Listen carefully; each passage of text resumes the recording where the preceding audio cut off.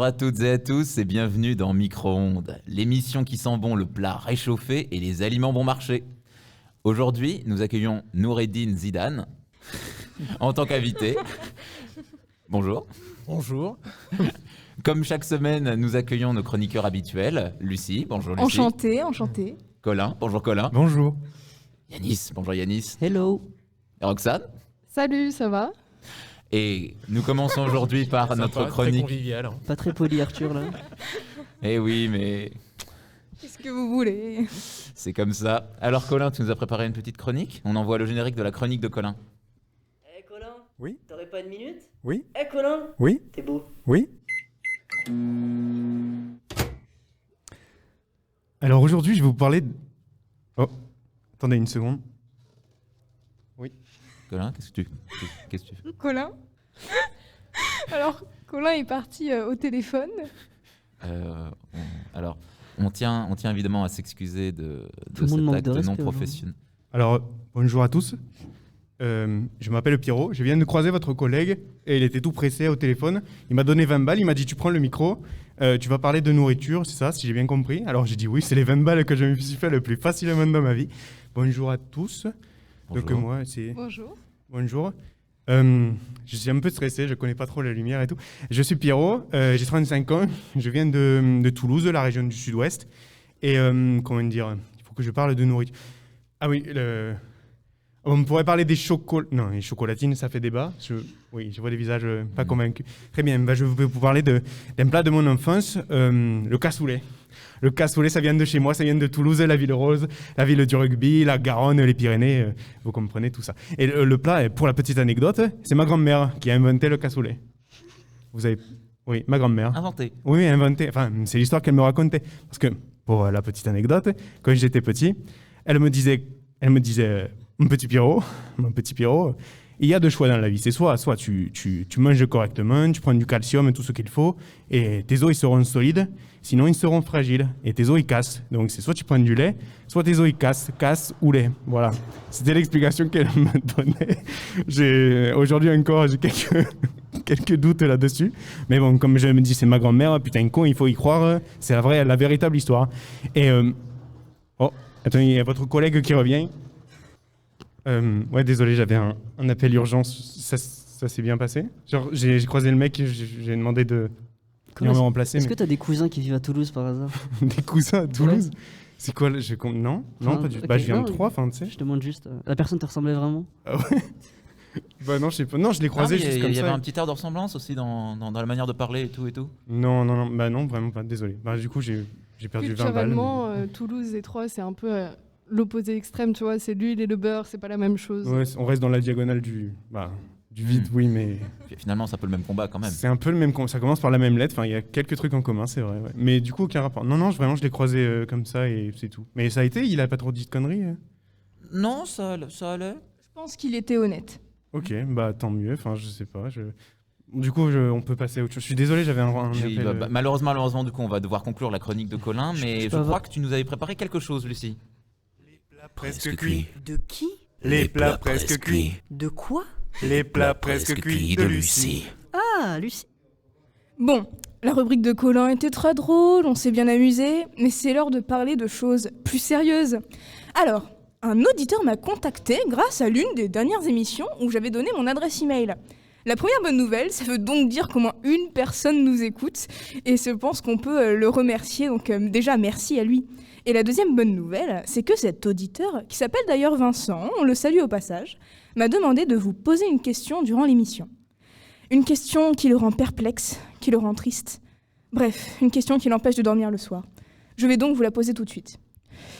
Dans la mesure où les noix de coco produisent du lait et ont des poils, pourquoi ne sont-elles pas considérées comme des mammifères ? Et bien sûr, en répondant à cette question, j'aimerais déjà vous demander, est-ce que vous aimez la noix de coco ? Parce que c'est une question qui fâche et qui fait débat. Personnellement, je n'aime pas du tout ça. Qu'est-ce que tu en penses, Colin ? Moi, j'aime bien. Le lait de coco, par exemple, avec du poulet, c'est incroyable. Après, la noix de coco en elle-même, c'est un peu surcoté, je pense. Je trouve. Moi, je trouve que poser une question aussi triviale après une question qui, ma foi, pose finalement un vrai débat, je trouve ça assez absurde. Parce que, revenons plutôt à cette question de mammifères. Dis-moi alors, qu'en penses-tu ? Eh bien, je ne me n'étais jamais posé la question, pour être tout à fait honnête, mais il est vrai que les arguments commencent à peser, mais est-ce que l'absence d'organes ne jouerait pas un peu quand même? Ce n'est pas moi qui ai posé la question, c'est à toi d'y répondre. Alors, est-ce que je peux ramener le côté scientifique de la chose? Bien sûr. Un mammifère, il a 3 caractéristiques. C'est des organes sexuels pour pouvoir se reproduire, des poils, et il faut qu'il soit vivant. Enfin, genre, c'est pas un fruit. Alors, les noix de coco sont vivantes. Oui, mais c'est un... Oui. C'est un... Je sais pas comment dire. C'est un C'est pas ovule, le même tu ordre. vois. C'est C'est pas une le même ordre. cellule... C'est pas un mammifère, quoi. Oui, mais- Ça se reproduit pas. Mais j'ai surtout envie de dire de base, c'est surtout que ce n'est pas le même ordre. Mais c'est surtout, faut plus le voir comme un organe plutôt qu'une entité entière. Alors moi du coup je vais rien apporter d'intelligent à la conversation, mais je voulais juste souligner que je comprends pas comment Lucie tu peux ne pas aimer la noix de coco et aimer le chèvre. Enfin voilà, je pose ça là. Mais ça n'a Je vais aucun pas me faire rapport car le d'ennemis, chèvre mais, est un fromage délicieux, Tu on me manges du rappelle. poison et t'aimes pas les trucs bons, donc je comprends pas. Mais la noix de coco, ça n'a pas de goût, même quand tu la manges. Même pas les bounty forcément, mais juste la noix de coco en elle-même, c'est pas bon. Alors qu'un bon fromage de chèvre, je le rappelle, avec Non, un peu de miel, Lucie, c'est je- parfait. C'est pour ça que je t'apprécie pas trop. Ah, je vois, super. Et aussi parce que t'es nul à la pétanque. Bref. Et vous, Noureddin, vous en pensez quoi de cette histoire de noix de coco et de mammifères? Alors je déteste la noix de coco. J'aime bien les mammifères, mais ça dépend lesquels.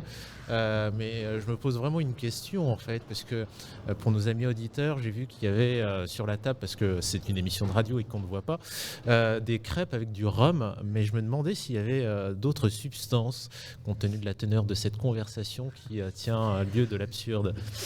Alors malheureusement, ce ne sont pas nous qui avons fait les crêpes. Pour la mais- composition des crêpes, je tiens à préciser pour toute personne souhaitant se fournir que Morgane les vend entre les cours. On l'embrasse bien fort d'ailleurs. Morgane, notre technicienne. Oui. Et que Bonjour, s'il amis y a un techniciens. problème avec les crêpes, c'est avec elle qu'il faut voir. On te salue, Morgane, Et d'ailleurs. le service de désintox, évidemment. Très bien. Bah écoute, je pense que... on a bien répondu à la question. Mais pas du tout. Je pense que notre auditeur a reçu la réponse qui lui convenait. Parce Après, que en même si, temps, si vous voulez une plus grande réponse, enfin, c'est pas ici qu'il faut venir C'est pour exactement l'avoir. ce que je voulais dire. C'est la pire idée du siècle. C'est la pire idée. Bah du coup, je propose qu'on continue avec une petite page de publicité. Vous avez un crush sur un des élèves ou des... Référent. qui travaillent à l'INA? N'hésitez plus et contactez Alpha Crush. Alpha Crush, créé par Un anonyme. Alpha Crush, la page tendance qui vous permettra de dire à tous vos crushs. Tous, sans exception. Je vous aime avec énormément de passion et d'amour. Alors Arthur, je crois que tu nous as toi aussi préparé une petite chronique pour l'émission. Précédemment dans les avantages. Précédemment dans les avantages. Précédemment dans les avantages. Précédemment dans les avantages d'Arthur. Oh non, il n'y a plus mais... Délicieuse nouille wai wai. C'est un nouvel épisode des formidables et désopilantes aventures de Arthur. Ah, c'est de la prod hollywoodienne, non? Waouh. On a monté Je suis ça hier en impressionné, hein. littéralement 10 minutes. Voilà. Alors, l'autre jour, je faisais mes courses à l'Intermarché et entre mes fruits et mes délicieuses nouilles wai wai habituelles, j'ai eu l'idée de m'acheter un peu de pâte à modeler.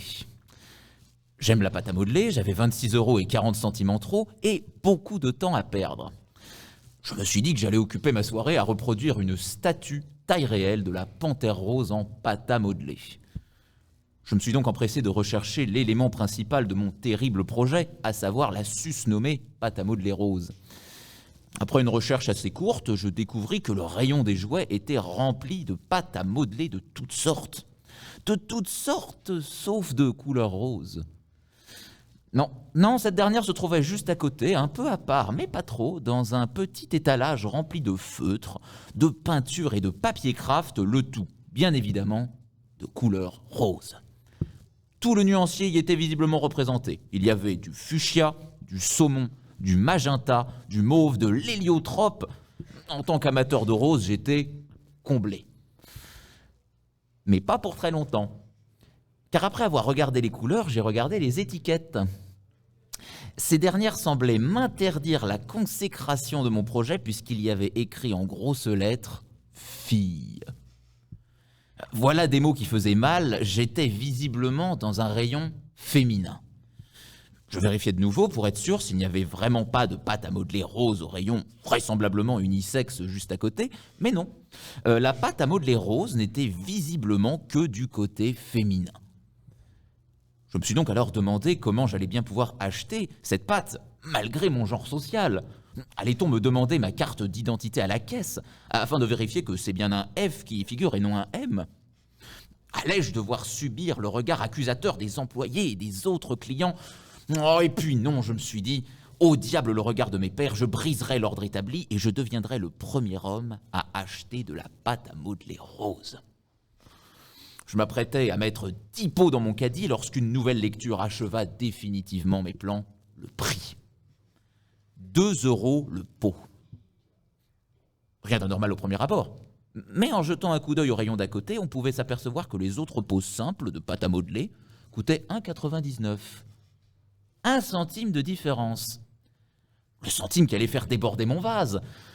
Je n'avais décemment pas de quoi acheter mes 10 pots à cause de ces misérables centimes s'ajoutant au calcul. Qu'est-ce que ces pâtes à modeler rose pouvaient bien avoir en plus qui justifiait ce prix ? Je n'en sais toujours rien. J'ai finalement construit une statue grandeur nature de la panthère rose en bleu, laissant de côté la cohérence du sujet pour l'affirmation de ma masculinité. Avant que je puisse construire ma panthère rose, il faudrait peut-être qu'on finisse de déconstruire la ségrégation de genre. Merci beaucoup pour ton coup de gueule, Arthur. Alors déjà, je te remercie de m'avoir rappelé que l'héliotrope existait. Et ensuite, tu parles de faire une statue de la panthère rose grandeur nature. De combien de centimètres faisait cette statue au final ? Elle faisait 1,72 m. Waouh, c'est vraiment très précis. Et au final, tu l'as encore cette statue chez toi ? Non plus maintenant, malheureusement. Ah, qu'est-ce que tu en as fait ? Je l'ai revendue. Tu l'as revendue ? Je vois, d'accord. Je tenais à te remercier de parler de la taxe rose. Merci. De rien, ça fait plaisir. Moi, personnellement, je suis vraiment ému par cette histoire, quoi. Je comprends pas comment, dans notre société actuelle, ça peut encore arriver, ce genre de micro-agression en soi. Et voilà, micro-ondes, oui, c'est très drôle, ça. Et du coup, voilà, les larmes ont coulé. Merci. J'aimerais bien avoir vos avis. Est-ce que vous êtes aussi ému que moi ? Alors, je vous avoue que je connais pas trop le principe de la taxe rose. Est-ce que vous, par exemple, vous savez ce que c'est ? Des gens pourraient demander aussi à Noureddin, est-ce qu'il connaît le principe de taxe rose ? C'est des produits destinés aux femmes qui sont plus chers que ceux des hommes. Le meilleur exemple, par exemple, ce sont les rasoirs féminins et les rasoirs masculins. Ça coûte 2 fois plus cher pour les femmes que pour les hommes. Les déodorants, les gels douche, on rajoute des super noms marketing d'images de marque. Et du coup, on paye l'image de marque, et ce qui rajoute beaucoup au porte-monnaie à la fin, pour les femmes et non pas pour les hommes. D'accord, donc c'est plus cher parce qu'il y a une marque en fait. Et, parce que c'est des femmes. Et parce que le marketing est ciblé pour les femmes complètement, genre vous voulez des cheveux luxueux et flamboyants, et voilà, alors qu'un homme ça va être 3 en 1 et puis démerde-toi avec ce goudron pour te laver toute ta face. D'accord, ok. Et toi Colin, qu'est-ce que t'en penses de la taxe rose ? Je pense que ça craint. Merci beaucoup Colin. Des mots durs, hein, des mots durs. Est-ce que, Arthur, tu saurais nous dire de quelle teinte de rose est le pull de Colin actuellement ? Par pure curiosité. Alors c'est une vraie bonne question. Je t'avoue que je ne connais pas spécialement ce type de rose. C'est un rose assez pâle. C'est un rose assez proche d'une carnation. Je ne saurais pas vraiment te dire. Je ne connais pas tout le nuancier non plus. Un vrai plaisir pour les gens qui nous écoutent, bien sûr. Alors, je pense qu'on va continuer avec une autre page de publicité. Un petit creux ? Une grosse faim ? N'attendez plus et venez découvrir la cantine de Linard. Un lieu unique où se sont réunis les plus grands chefs de Brie-sur-Marne afin de vous proposer les mets les plus raffinés. La cantine de Linard. Venez partager un moment unique entre collègues, entre amis ou pour faire de nouvelles rencontres. La cantine de Linard. Un cadre idyllique où se mélangent élégance, professionnalisme et modernité dans le respect des normes sanitaires. La cantine de Linard. La cantine de Lina est un lieu ouvert du lundi au vendredi de 11h30 à 14h. Prix moyen d'un repas complet, 5 € TTC. Et bon retour à toutes et à tous. Nous passons donc immédiatement à la minute de l'invité. Bonjour Noureddin. Bonjour Arthur. Alors, je crois que nous avions préparé chacun de notre côté quelques petites questions. Tu veux commencer, Colin ? Avec plaisir. Alors pour commencer, est-ce que tu pourrais nous expliquer grossièrement ton métier, ce que tu fais au quotidien, les tâches que tu es amené à faire chaque jour, voilà. Moi-même, je me pose la question. Mais globalement, je suis rédacteur en chef à Move, qui est la chaîne jeune de Radio France. Donc, je m'occupe de l'information de Move, des tranches d'actualité. Vous voyez, tranches, micro-ondes et tout ça. J'essaie On de continue filer dans la le même métaphore, registre. voilà. Je m'occupe aussi d'éducation aux médias et à l'information. Donc voilà, être avec des collégiens et des lycéens pour les accompagner à la production de podcasts et à leur donner des clés pour mieux comprendre l'information. Et ça, je le fais pour Move, mais aussi donc France Bleu, qui est le réseau des radios locales. France Bleu que vous devez peut-être connaître. Voilà un petit peu mon périmètre pour parler de façon un peu savante. D'accord. Merci. Ça te va, Colin? Ça me sied, parfait. Ça te Merci. sied, Oui. j'aime bien. Entre l'usage du passé simple d'Arthur dans sa chronique, de termes châtiés, c'est une émission d'une forte belle tenue, je trouve. Oui, c'est ça. C'est un peu le mot d'ordre de notre émission. Alors moi aussi, j'aurais une petite question. C'est finalement une question assez simple Elle est pas petite là déjà. Ah mais oui, mais non, c'est le prélude qui est un peu long. La question en soi, c'est très courte. C'est finalement comment est-ce que tu as fait pour en arriver là? C'est à la fois une question sur le parcours et en même temps sur les envies. Pourquoi? Alors, Comment arrivé là, ici à Brie-sur-Marne, en voiture, déjà. Évidemment. Merci. Ça me fait quand même très rire. Mais relatif plutôt au métier. Alors, j'ai commencé par une école, j'ai fait du droit. J'ai fait du droit, une maîtrise de droit pour une simple et bonne raison, c'est que j'étais Seine-et-Marnais. Alors, tous les Seine-et-Marnais ne font pas de droit, mais je ne voulais pas faire mes études supérieures à Paris, parce que Paris me faisait peur et que je déteste le Paris Saint-Germain. Voilà, je suis plus supporter de l'OM, mais là, je m'égare un petit peu.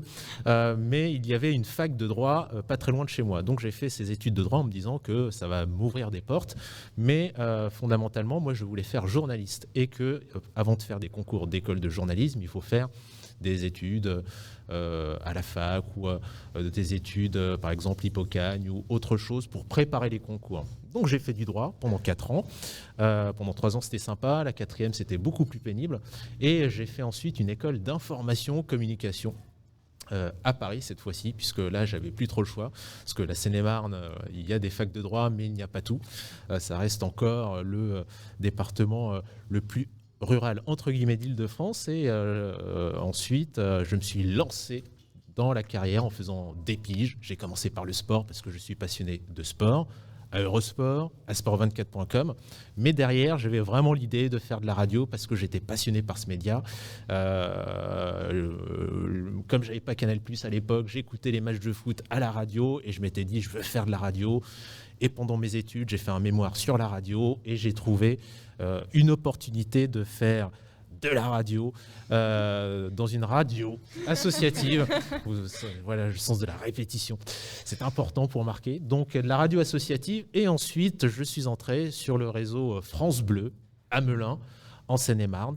Et j'ai fait le tour des locales avant d'être embauché à France Inter, où j'ai été reporter, puis grand reporter pendant 7 ans.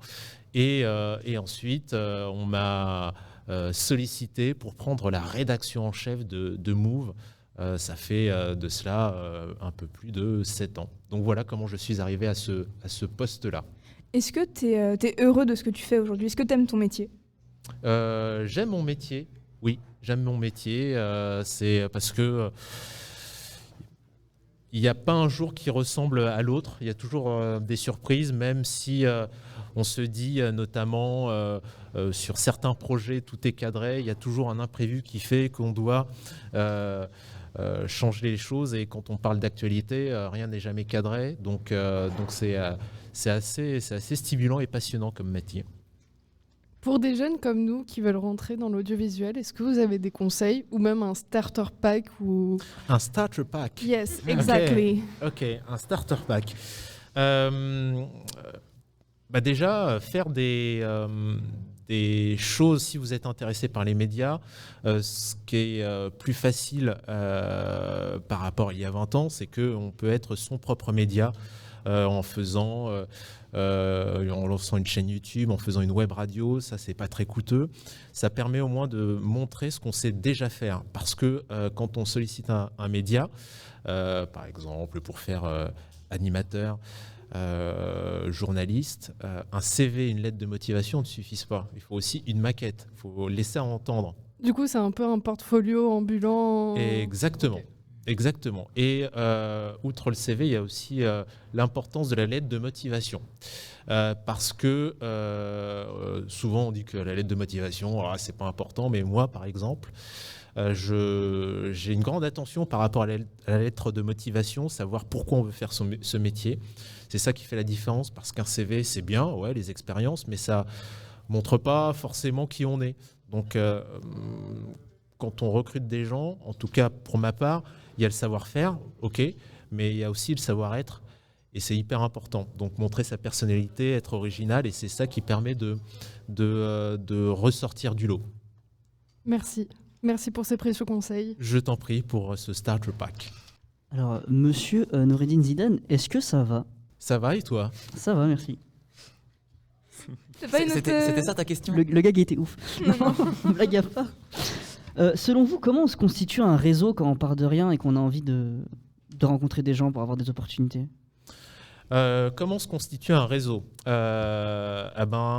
faut, je pense, utiliser les moyens numériques qui sont à notre disposition. Quand je disais que c'est plus simple, notamment pour se constituer un portfolio par rapport à il y a 20 ans, il y a un côté... il y a un paramètre qui a changé avec l'apparition des réseaux sociaux, c'est qu'on peut contacter plus facilement les gens et se faire remarquer plus facilement. Il y a une dizaine d'années, il y a pas mal d'étudiants en journalisme qui se sont fait remarquer de médias en utilisant Twitter pour se faire remarquer et qui ont réussi à se constituer un réseau de cette façon-là. C'est une première porte d'entrée. Après, solliciter des médias lorsqu'on veut un stage, se faire des connexions, c'est comme ça qu'on arrive à se constituer ce réseau. C'est pas évident, ça prend du temps, mais il faut avoir une démarche active, avoir un peu de culot aussi, se faire remarquer et surtout montrer qu'on peut apporter quelque chose de différent. C'est sûr que si on contacte une personne sans apporter, sans être force de proposition et dire je cherche du travail, c'est sûr que ça va être compliqué de se constituer ce réseau parce que tout le monde est dans cette même approche. D'accord, donc si je résume, il faut plus ou moins sortir du lot et oser, surtout aller demander. Il faut oser. D'accord, est-ce que du coup je peux avoir votre Twitter ou peut-être Instagram? Oui. @nzidane. Ok, c'est noté. Merci beaucoup. Non, tu n'as pas noté, tu n'as pas de stylo. Mais je note tout dans ma tête, bien sûr. D'accord. Alors, du coup, moi, j'aurais une dernière question. On en a parlé tous ensemble avec l'équipe éditoriale de Micro-ondes. Et il y a une question vraiment qui nous... La News Factory de... On veut savoir, elle est comment, la cantine de France Radio? Est-ce qu'elle est bien? Est-ce qu'elle est pas bien? Qu'est-ce que vous mangez, vous, le midi, quand vous êtes à votre travail? Alors, la cantine de France Radio, je n'y ai jamais mangé. Par contre, à Radio France, j'y ai déjà mangé. Oh non! Oh non! Mais Non. L'erreur. Ah, le tacle, c'est pas gentil. Ça fait littéralement 3 semaines qu'on fait la même erreur tous les jours. C'est que tous les jours on hésite entre les deux en permanence. Ah oui, il y a France Télévisions, il y a J'aurais dû Radio lire mon France. post-it. Ouais, fallait le noter sur un post-it, c'était sûr. J'ai mon post-it, mais je l'ai plié entre mes mains, du coup, je l'ai pas lu. La cantine, ça dépend. C'est-à-dire que je suis pas très fan des courgettes à l'eau de cette cantine, mais il y a parfois des bons plats et des thèmes. Par exemple, pour le Nouvel An chinois, il y avait des stands dédiés avec des plats qui étaient, ma foi, de fort bonne qualité. Mais ça dépend.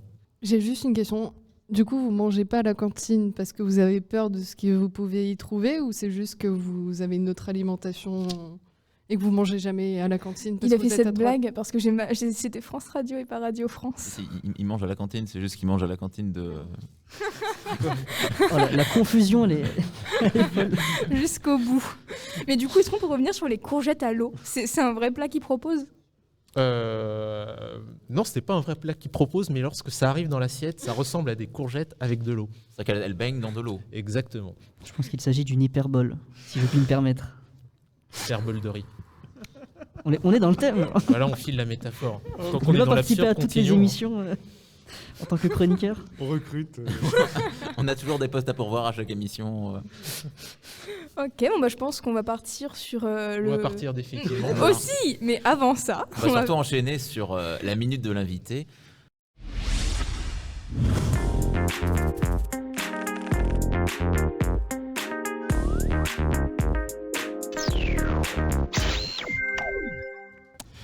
Et on dit bonjour au générique. Ça fait plaisir. C'est donc le moment de la minute de l'invité. Alors, on est à Bry-sur-Marne, donc dans le Val-de-Marne, et c'est assez drôle parce que moi, je suis passionné de course à pied et je vais courir ce dimanche à Charenton-le-Pont. Faire les foulées charentonnaises, c'est mon premier dossard depuis 2 ans, donc il y a une certaine émotion à porter un dossard et aller courir dans le froid avec mon petit short moulant et mon débardeur. Je voulais vous demander si vous étiez aussi sportif et si vous aimiez pratiquer un sport, quel qu'il soit. Par exemple, Yanis. Eh bien écoutez, j'aimerais utiliser le fait qu'on soit à la radio et que du coup on ne me voit pas pour pouvoir dire que oui, je suis très sportif, mais je pense que mon physique me trahit un peu à ce niveau-là. Donc à la limite du e-sport, mais pas de sport qui fait mal au corps. Donc quand même des doigts musclés finalement. Oui, ça je maîtrise plutôt Oh bien. là ça. là, attention. à ce qu'on Mais dit, ça, c'est- Non, non, non. devient- Ça dérape. Non, je parle de doigts. La rubrique En toute coquine, amitié. c'est pour bientôt. J'aime le taekwondo beaucoup, j'en pratique. Je recommande à tout le monde de faire un sport de combat au moins une fois dans sa vie. Et sinon, c'est beaucoup de sport canapé, c'est-à-dire que la télé est allumée, il y a du sport qui passe et je regarde. Voilà. Que ce soit du tennis, du ski, Les Jeux Olympiques de Pékin. Non, ça je boycotte. Ah, d'accord. Boycottez tous s'il vous plaît. C'est une bonne ambiance. Ça dénonce. Et toi, Mais Arthur je plus sois déjà je plus sois le boycott. Et moi, actuellement, non, malheureusement, plus trop. Avant, je faisais de la danse. Actuellement, tout ce que je fais, c'est matin et soir, je fais des échauffements et autres. Mais non. Par contre, j'aimerais me remettre, si possible, à la corde à sauter pour le cardio. Mais non, actuellement, malheureusement, non. Alors, Colin, j'aimerais prendre ta place déjà pour parler avant toi. J'aimerais déjà dire qu'on fait de la pétanque tous les midis en ce moment, donc je considère ça comme un sport. D'ailleurs, Colin m'a battu hier, mais bon, je prendrai ma revanche. Merci, Colin. Et ensuite, le meilleur sport, ça reste le tennis de table, même si les gens disent que ce n'est pas du sport. Donc voilà, je voulais caser mon moment tennis de table. À toi, Colin. Merci Lucie, on voit que tu es très passionnée par ce que tu dis. De mon côté, j'aimerais mettre en avant un sport que j'ai découvert cette semaine. On peut apparenter ça à ce que disait Yanis dans l'e-sport, mais je dirais que c'est beaucoup plus physique puisque c'est le cookie clicking, si on peut se permettre. C'est-à-dire qu'on ouvre une page internet et il faut cliquer afin d'obtenir des cookies. Ça n'a aucun intérêt, mais ça fait les poignets et c'est plutôt physique. Je pense que Yanis peut confirmer. Oui, je peux témoigner, il y a eu beaucoup de compétitions, c'est un domaine à part entière et les gens cliquent et voilà, il y a des compétitions de clics et ça mène à rien, mais c'est drôle. Et entre toi et Colin, qui est le meilleur cliqueur? Je pense qu'on devrait faire une émission dédiée aux cookie clickers. Pour départager. Mais je pense que tu as quand même quelques skills en plus. Que J'ai plus d'expérience. J'ai cliqué pendant mes heures de cours au lycée, ça cliquait quoi. Voilà, donc je ne sais pas si ces réponses ont éclairé. Moi j'ai quand même une question pour notre invité. Pourquoi la course? Pourquoi la course? C'est un peu... Enfin, c'est de la souffrance pour pas grand-chose quand même, non? Non, ça permet de se défouler. Alors c'est vrai que je suis passé quand même par différents états depuis ma jeunesse parce qu'au départ je détestais la course à pied. Comme beaucoup de monde, j'ai fait du foot et comme j'aimais pas courir, je me débrouillais à chaque fois pour être gardien de but parce que j'étais au moins sûr de pas devoir courir. Mais après, ce qui m'a un peu énervé en étant en jouant dans des clubs de foot, c'est que l'ambiance était pas top. Moi, quand je fais du sport, j'essaie de prendre du plaisir. Et quand on fait de la course à pied, on est en performance avec soi-même. Et finalement, j'y ai pris goût. À la base, c'était un défi parce que je voulais faire un marathon avant mes 40 ans. Et je l'ai fait au bout de 2 ans de course à pied. Donc après, je me suis dit, je vais essayer de me trouver d'autres défis. Voilà, essayer de faire les temps les plus rapides. Et voilà, c'est cool, malgré tout. Du coup, en nombre d'années, là, ça fait combien de temps que vous vous y mettiez vraiment, vraiment, vraiment à la course? Ah, ça fait 11 ans exactement. Vous Voilà, m'impressionnez. 11 ans C'est moins beaucoup. 2 ans parce qu'il y a eu le confinement, donc voilà. Mais sinon, ça fait une bonne dizaine d'années. Et vous disiez que ce que vous aimiez pas dans les clubs de foot, c'était l'ambiance qui n'était pas terrible, c'est ça? Ouais. Est-ce que vous avez essayé de courir à plusieurs ou toujours seul?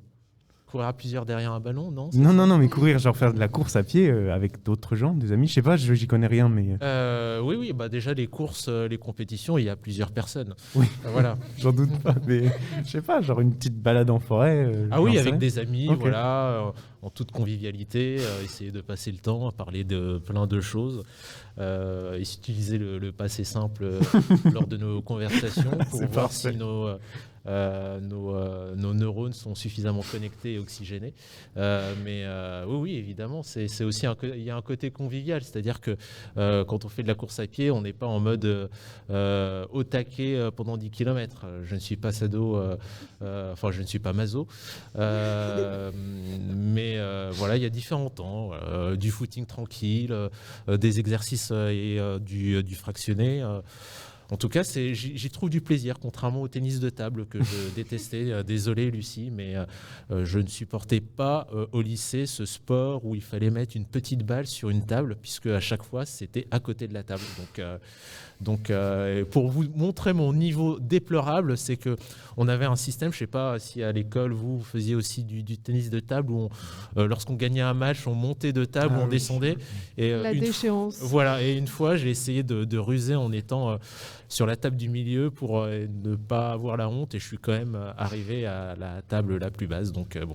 Au moins, vous avez pas dit que c'était pas du sport, alors tant que vous avez pas dit ça, tout me va. Non, mais Lucie, elle aime le chèvre, elle aime le ping-pong. enfin, Ça sert à rien de parler Déjà, avec ça elle. part mal. Déjà, ça Alors, part mal. alors, pour finir, justement, qui n'aime pas le chèvre, à part toi autour de la table, vu que c'est vraiment un fromage très bon? Mais tous les êtres humains. Non, Colin, est-ce que tu aimes le chèvre? Bah, pour une fois, je suis d'accord avec toi. Oui, j'aime bien. Merci. Arthur? Ah non, mais moi je suis anti-fromage de base. Et toi, Roxane? Arthur, je ne te parlerai plus. D'accord. Ensuite, le chèvre, je le mets en bas de la liste de tous les fromages. Nous mettons le parmesan, le comté et le morbier. Et vous, Zidane? Roi Zidane. Noureddin. Le chèvre, j'aime bien le chèvre, en fait. Misère. Merci. Je me suis converti au chèvre, enfin le fromage de chèvre, il y a quelques temps, parce que pour la course à pied, le lait de chèvre est beaucoup moins acide que le lait de vache. Et on y Tant- revient. Tant de vertus. Mais on y revient et ça c'est beau quand même. On revient à la course. Voilà, tout nous mène à la course à pied. Voilà, c'est fantastique, hein.